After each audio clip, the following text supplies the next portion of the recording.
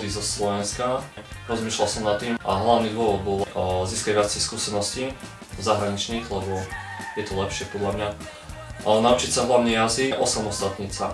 Nech proste sa viem o seba postarať. Nemal som vybavenú robotu, nemal som vybavené ubytovanie, čiže nič. To bolo také, že som sa len dohodol s kamarátkou, že u nej prespím pár dní, kým si nenájdem niečo vlastné a hľadal som si robotu a vlastne nenašiel som si, čiže som bol prinútený si hľadať robotu cez agentúru, čiže som sa zaregistroval v anglickej agentúre a tí mi dali robotu.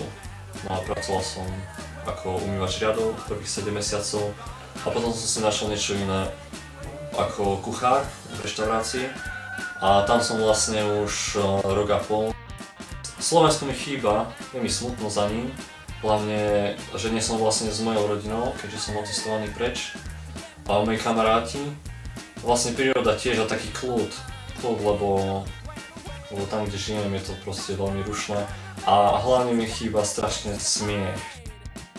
Na Londýne mám rád vlastne, že vždy sa tam niečo deje, je tam vždycky o zábavu postarané, stačí ísť na internet, pozrieť si, keď máte voľno, alebo keď sa chcete zabaviť a máte tam vypísané všetky také akcie, eventy, koncerty, podujatia, výstavy. Aj v Londýne si človek nájde určite svoje miesto, kde chodí rád, kde chodí relaxovať.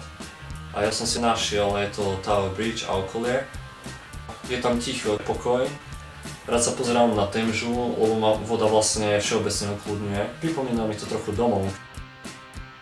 Moje najobľúbenejšie miesto alebo časť v Londýne, kde sa chodím rád zabávať, je Camden Town, undergroundová časť Londýna, keďže je to všetko ohľadom undergroundu, hudby, klubov a takéto veci.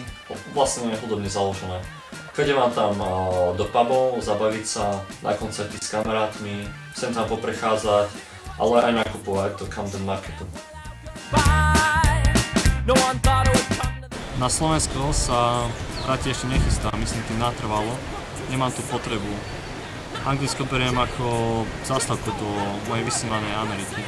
Get her, she's the past! Just gone and done it again and found another mind.